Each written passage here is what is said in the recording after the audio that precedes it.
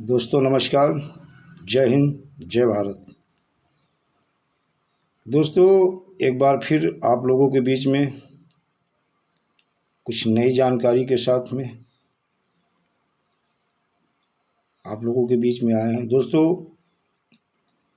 Mission एक ही है, पहले भुगतान फिर मतदान। इस मिशन के साथ हम आपके बीच में और अनियमित जमा योजना पाबंदी कानून 2019 लागू किया जाए, जो बहुत ही आवश्यक है, जिसमें सुप्रीम कोर्ट ने ऑर्डर किया, संसद में पास हुआ और राज्यसभा में अनिश्चितकालीन के लिए राज्यसभा स्थगित की गई, उसमें बिल पड़ा हुआ है। लेकिन दोस्तों इसके बावजूद देखा जाए, हिंदुस्तान का मात्र अकेला एक ऐसा प्रदेश है, छत्तीसगढ़, जहां जमा पीड़ित चिटफंड निवेशकों का पैसा थोड़ा ही सही धीरे धीरे एक ठीक ठाक गति के साथ रिफंड होना शुरू हो गया है, रिलीज हो रहा है। उनकी प्रॉपर्टी सेल आउट करके निवेशकों का भुगतान किया जा रहा है। लेकिन बड़े दुख की बात है दोस्त, जिस गति से सेबी यानी सुप्रीम कोर्ट के ऑर्डर के बाद में जिस गति के साथ अगर देखा जाए, सेबी चाहे पल्स का हो चाहे सहारा का हो, जो पैसा रिलीज कर रहा है बिल्कुल ना की तरह, आने वाले समय में ये लगता है कि लगभग 500 वर्ष बीत जाएंगे, लेकिन पीड़ित परिवारों को पैसा नहीं मिल पाएगा। जो सेबी की गति है, छत्तीसगढ़ सरकार की जो गति है वो अच्छी है, ठीक है, धीरे धीरे करके वो रिलीज करना शुरू किए हैं। लेकिन सबसे बड़ी जो सूचना के साथ हम आपके साथ आए हैं। लेकिन दोस्तों मैं आपसे यही निवेदन करूंगा, अभी तक जिन लोगों ने हमारे चैनल को सब्सक्राइब नहीं किया है तो सब्सक्राइब कर लें, जिससे जो भी सूचना होगी, जो भी न्यूज़ होगी वो आपको मिलती रहेगी। सब्सक्राइब कर लें, बेल आइकन दबा दें और अधिक से अधिक शेयर करें और लाइक भी करें। तो दोस्तों मैं आज एक हाई कोर्ट के ऑर्डर के जानकारी आपको देंगे। इसमें एक ऑर्डर हुआ था WP 145/17 साई प्रकाश प्रॉपर्टी डेवलपमेंट लिमिटेड कंपनी का, और उसी के आधार पे एक ऑर्डर हुआ था Shri Ram real estate and business solution limited company का, भी सिमिलर ऑर्डर था। और इस केस को जो हाई कोर्ट के अधिवक्ता HN मिश्रा जी यानी हरिनारायण मिश्रा जी के माध्यम से एक केस हाई कोर्ट में डाला गया, जिसपे WP 145/17 ये ऑर्डर हुआ सन 2017 में, जिसमें साफ साफ ये जो उच्चतम न्यायालय के न्यायाधीश थे श्री नागू सर महोदय ने जो है साफ साफ ऑर्डर दिया था कि साई प्रकाश प्रॉपर्टी डेवलपमेंट लिमिटेड की जो भी प्रॉपर्टी है वो सेल आउट करके यानी कुर्क करके निवेशकों का भुगतान किया जाए। ये ऑर्डर कलेक्टर भोपाल को किया गया था, स्पेशल कोर्ट को किया गया था। स्पेशल कोर्ट ने भी कलेक्टर भोपाल को ऑर्डर भेज दिया था। कलेक्टर भोपाल इस ऑर्डर को पाने के बाद में केवल फॉर्मेलिटी उन्होंने अदा की, एक पत्र पुलिस अधीक्षक को भेजा, एक IG को भेजा, और उसके बाद 3 साल तक उस पर कोई 1% कार्रवाई नहीं की, ठंडे बस्ते में उस ऑर्डर को डाल दिया गया। बड़ी दुख की बात है। लगातार जो पार्टी थी अशोक सिंह अदर, उनके अधिवक्ता नीरज तिवारी लगातार जाते रहे, लेकिन कलेक्टर भोपाल ठंडे बस्ते में डाल चुके थे, उस पर कोई कार्रवाई नहीं की। फिर 3 साल के बाद में पीड़ितों द्वारा उच्चतम न्यायालय में कंटेम्प्ट ऑफ कोर्ट यानी अवमानना याचिका डाली गई। उस अवमानना याचिका में देखा जाए तो संजय द्विवेदी सर जो उच्चतम न्यायालय के न्यायाधीश हैं, उन्होंने कहा इसमें अवमानना याचिका इसलिए नहीं बनती है क्योंकि कोई समय सीमा निर्धारित नहीं की गई। लेकिन फिर संजय द्विवेदी सर के माध्यम से एक नया ऑर्डर हुआ 1543/2020। ये ऑर्डर जो है 26/11/2020 में हुआ, जिसमें एक समय सीमा निर्धारित की गई। ये ऑर्डर की कॉपी है, आप देख सकते हो, ये ऑर्डर की कॉपी है।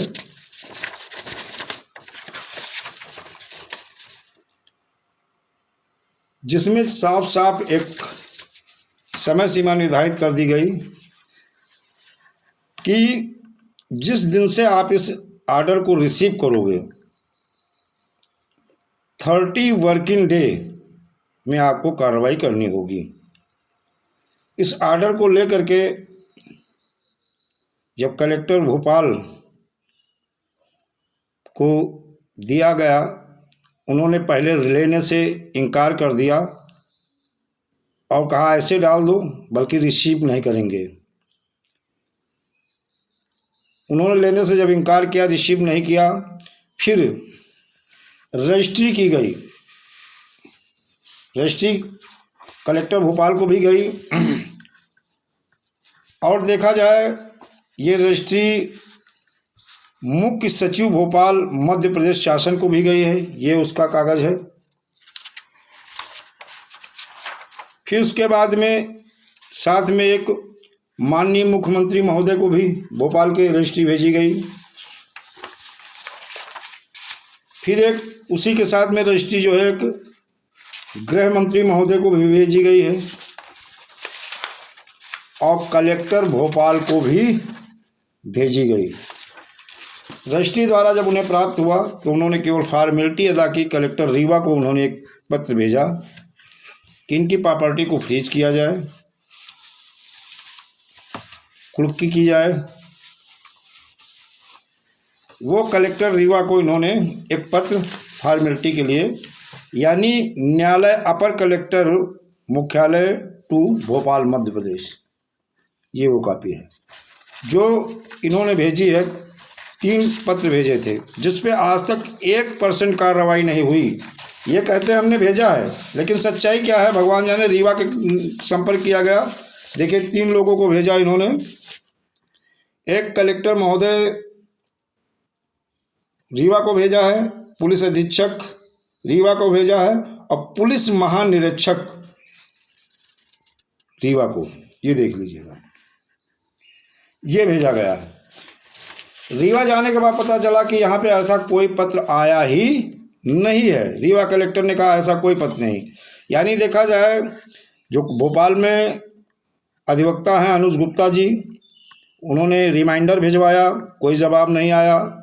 रीवा में विजय शंकर शुक्ला अधिवक्ता हैं, उन्होंने पता लगाया, कहा ऐसा कोई पत्र कलेक्टर भोपाल ने मेरे वहाँ भेजा ही नहीं है। बात समझ में ये नहीं आ रही। उच्चतम न्यायालय ऑर्डर कर रहा है, अवमानना याचिका डाली गई, उसका ऑर्डर हुआ 30 वर्किंग डे। उसके बाद में केवल कलेक्टर भोपाल फॉर्मेलिटी अदा किए, 1% कार्रवाई नहीं। जबकि उच्चतम न्यायालय में माननीय न्यायाधीश महोदय ने साफ साफ आदेशित और निर्देशित किया था कलेक्टर भोपाल को कि जो है इनकी प्रॉपर्टी को सेल आउट करके, कुर्क करके निवेशकों को भुगतान किया जाए। लेकिन ये बहुत दुख की बात है कि उच्चतम न्यायालय के ऑर्डर की अनदेखी करना शासन और प्रशासन की आदत में आ गया। एक गलत परंपरा की शुरुआत, क्योंकि ये मैं नहीं कह रहा हूँ, ये स्वयं उच्चतम न्यायालय ने कहा है कि इनकी आदत में आ गया है अवहेलना करना। इसके बाद में अभी मार्च में हम फिर उच्चतम न्यायालय या जो भी पीड़ित जमाकर्ता या कार्यकर्ता उच्चतम न्यायालय में एक फिर अवमानना याचिका डाली है, जो उच्चतम न्यायालय में पड़ी है, जिसमें कलेक्टर को तलब किया जाए और जिस गलत परंपरा की शुरुआत किया है भोपाल कलेक्टर ने, उनके खिलाफ कठोर कार्रवाई भी किया जाए, दंडित भी किया जाए, और जो पीड़ित जमाकर्ता परिवार हैं उनको राहत दिया जाए और उनकी प्रॉपर्टी सेल आउट करके निवेशकों का भुगतान किया जाए।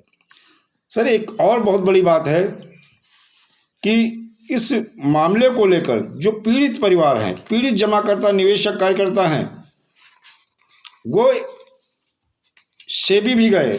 अभी देखा जाए सेबी का भी वो लेटर होगा जो सेबी में भी दिया गया है कि जो है भुगतान किया जाए। और जो अभी आपको एक लिस्ट ऐसी दिखाएंगे जिसमें ये है, सन 2020 में ये दिया गया था। तो इस तरह सेबी यानी भारतीय प्रतिभूति और विनियामक बोर्ड सेबी को दिया गया।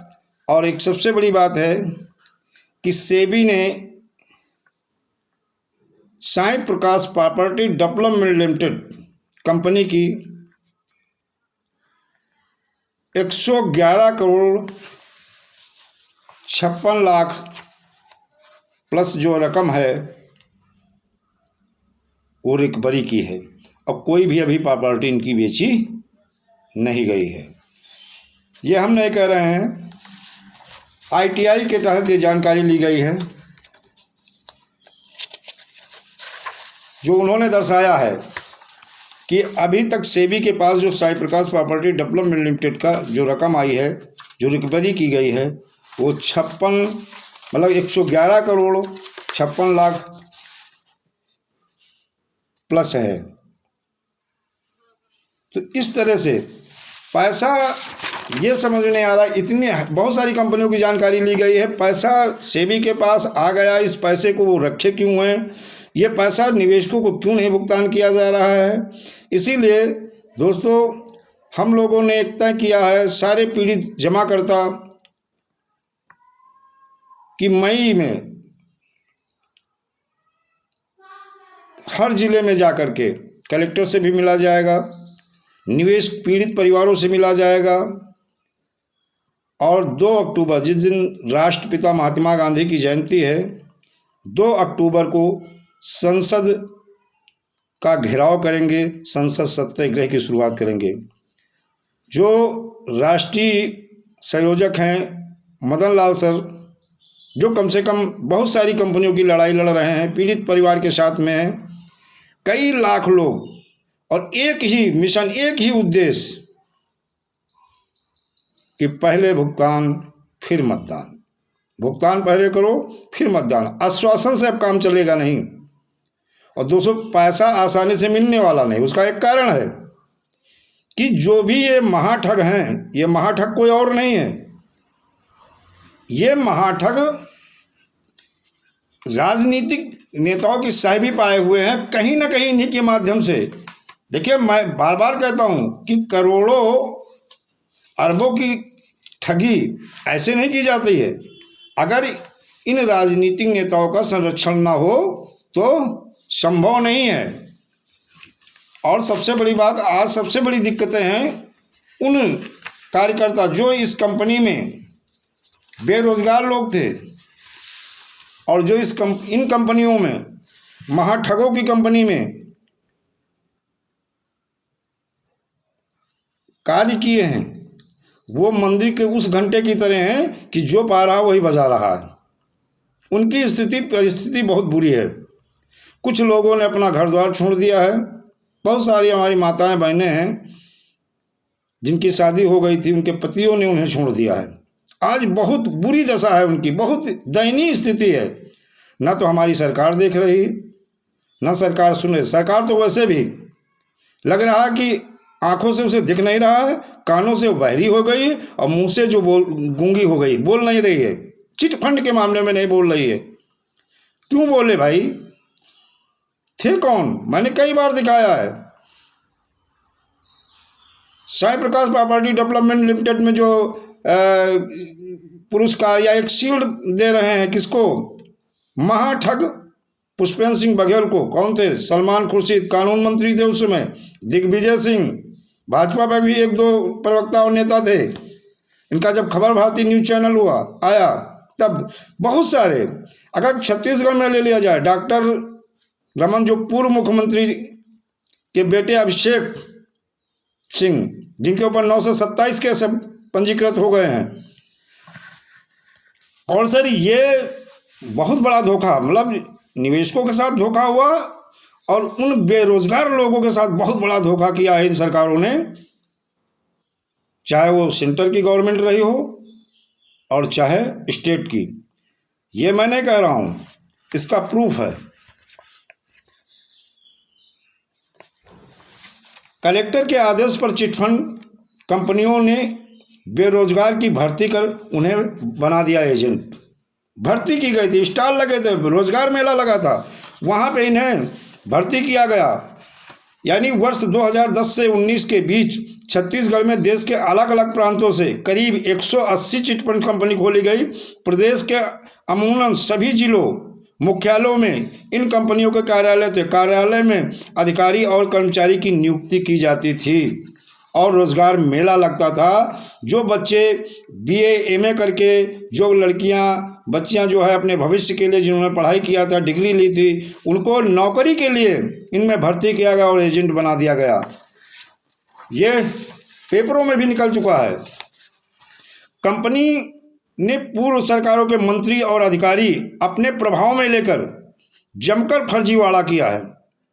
छत्तीसगढ़ हाई कोर्ट ने प्रदेश अभिकर्ता संघ द्वारा दायर जनहित याचिका में पेश किए गए दस्तावेजों में इस बात के पुख्ता प्रमाण हैं। मैं नहीं कह रहा हूं, पुख्ता प्रमाण हैं।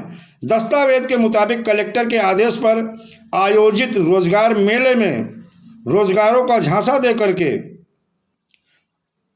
एजेंट बना दिया गया। इन बेरोजगारों की असली अंक सूची सहित अन्य महत्वपूर्ण दस्ता अब भी फर्जी कंपनियों के पास हैं। इसके पुख्ता सबूत कोर्ट में पेश किए गए हैं। वकील व याचिकाकर्ता अभिकर्ता संघ देवरीश ठाकुर ने कहा कि अभिकर्ता संघ छत्तीसगढ़ की ओर से दायर जनहित याचिका में हमने सभी दस्तावेज हाई कोर्ट के समक्ष पेश किए हैं। इससे यह पुष्टि होती है कि तत्कालीन भाजपा सरकार के दौरान जिलों में पदस्थ कलेक्टरों व जिला रोजगार अधिकारियों ने किस तरह रोजगार मेले का आयोजन किया और बेरोजगारों को कंपनी के राधा किशन शर्मा बिलासपुर छत्तीसगढ़ चिटफंड कंपनी ने अपना नेटवर्क बढ़ाने के लिए सरकारी तंत्र का भी उपयोग किया। बिलासपुर, जांजगीर, चंपा, रायगढ़, करौता, इसी तरह से बहुत सारे यूपी में भी ऐसा हुआ और इन्हीं सारी चीज़ों को जो पेपर में निकलता दिखाया जाता था और विधायक और सांसद मंत्री ये इन्वॉल्व थे और ये सिद्ध हो गया। इन कलेक्टरों ने आदेश जारी कर रोजगार कार्यालय के माध्यम से रोजगार मेला का आयोजन किया। इसमें चिटफंड कंपनी ने 20,000 बेरोजगारों को लेखपाल कार्यालय, सहायक क्लर्क समेत अन्य पदों पर भर्ती का झांसा देकर इनको एजेंट बना दिया। सबसे पहले इनकी राशि हड़पी। जो एजेंट बने ऐसे नहीं बने, इनकी राशि हड़पी गई, इन्हें निवेशक बनाया गया, इनका पैसा जमा कराया गया। इसके जरिए स्वजन, जान पहचान वालों और मित्रों से निवेश करवाया। पीड़ित एजेंटों ने हाई कोर्ट में दस्तावेज पेश कर इसका प्रमाण भी दिया है। तो दोस्तों ये क्लियर हो गया है कि बगैर इन राजनीतिक लोगों के, मंत्री, विधायक, सांसद के इतनी बड़ी ठगी संभव नहीं। सर एक कंपनी नहीं है। माननीय प्रधानमंत्री महोदय ने अपने भाषण में स्वयं कहा है कि जब वो प्रधानमंत्री हुए 3.5 लाख कंपनियों को बंद करवाया। बहुत अच्छा काम किया आपने, कंपनियों को बंद करवाया, बहुत अच्छा काम किया आपने। कंपनी के डायरेक्टर CMD को जेल भिजवाया, ये भी अच्छा काम किया। जो बेरोजगार एजेंट थे वो बेरोजगार और हो गए, ये भी अच्छा काम किया। लेकिन उन जमा निवेशकों की क्या गलती थी जिन्होंने इन कंपनियों में अपना पैसा लगाया था? आपके विधायक हो, मंत्री हो, सांसद हो या जो भी हो, जिन कंपनियों के आपने न्यूज़ चैनल, चाहे खबर भारती न्यूज़ चैनल हो, चाहे P7 हो, चाहे सहारा समय हो, और चाहे आपका न्यूज़ एक्सप्रेस हो, इन सारी कंपनियों को जो न्यूज़ चैनल दिए थे, ये किसने दिया था? जनता ने दिया था, निवेशकों ने दिया था। अरे इसे किसने दिया? सरकार ने दिया था। और मंत्री विधायक जो प्रमोट करते थे, आते थे इनके फंक्शन में, जिनकी पोस्टर और बैनर लगे होते थे, इन लोगों ने दिया था। इनको देख करके निवेश लोगों ने, बेरोजगार लोगों ने कार्य किया। और जो गांव के सीधे साधे भोले भाले लोग थे, इन गरीबों लोगों को इन महाठगों ने टारगेट किया और लूटा। बहुत दुख की बात है कि आज हमारी उच्चतम न्यायालय, उपभोक्ता फोरम की न्यायालय, सर्वोच्च न्यायालय, सुप्रीम कोर्ट के जो आदेश हो रहे हैं, उनकी अवहेलना करना शासन प्रशासन की आदत में आ गई। ये मैं नहीं कह रहा हूं, ये न्यायालय, उच्चतम न्यायालय ने ये बात कही है। दोस्तों, अब न्यायालय में तो हमें कहते हैं ना, कोर्ट में लड़ना होगा, वो हमारे लिए ज़रूरी है। अब ये भी नहीं कह सकते कि न्यायालय न जाओ। न्यायालय जाओ, न्यायालय ही हम लोगों की आस्था भी है, हमें भरोसा है न्यायालय से हमें न्याय ही मिलेगा और इन महाठगों के खिलाफ कार्रवाई भी होगी। लेकिन दोस्त, जब कहते हैं बच्चा रोता तभी दूध मिलता है, हमें अपनी आवाज़ उठानी होगी। 2 अक्टूबर सन 2022 संसद सत्याग्रह, संसद का घेराव किया जाएगा मदन लाल आज़ाद सर के नेतृत्व में। तब जब संगठन के माध्यम से और ज़्यादा से ज़्यादा लोग वहाँ पहुँचेंगे और पहले भुगतान फिर मतदान, सन 2022 के पहले गांव-गांव, गली-गली, हर शहर में जाकर के पीड़ित परिवारों से मिलके और चुनाव का बहिष्कार किया जाएगा। बहुत हो गया, बहुत सारे, अरे लाखों, ये मैं ये नहीं कह रहा हूँ, ये आप निकालिएगा, आपको बायोडाटा मिल जाएगा। लाखों ऐसे पीड़ित परिवार जिन्होंने आत्महत्याएं कर ली है। आप सादा चिटफंड की बात कर लीजिए, 1 महीने में 26 एजेंटों ने आत्महत्या की थी। पीड़ित परिवार यानी निवेशक भी थे जिन्होंने आत्महत्या की थी। अभी जल्दी बाराबंकी संदीप मौर्य ने आत्महत्या की है। अभी जल्दी सहारा के कुछ एजेंटों ने आत्महत्या की, निवेशकों ने आत्महत्या की है। इसका जिम्मेदार कौन है? इनके जिम्मेदार ये महाठग और इन महाठगों को जो लाइसेंस दे रहे हैं और जो इन महाठगों को के साथ मिले हुए प्रमोट किए थे, ये सभी जिम्मेदार हैं। और दोस्तों, अब वीडियो ज़्यादा लंबा ना हो इसलिए यहीं से अपनी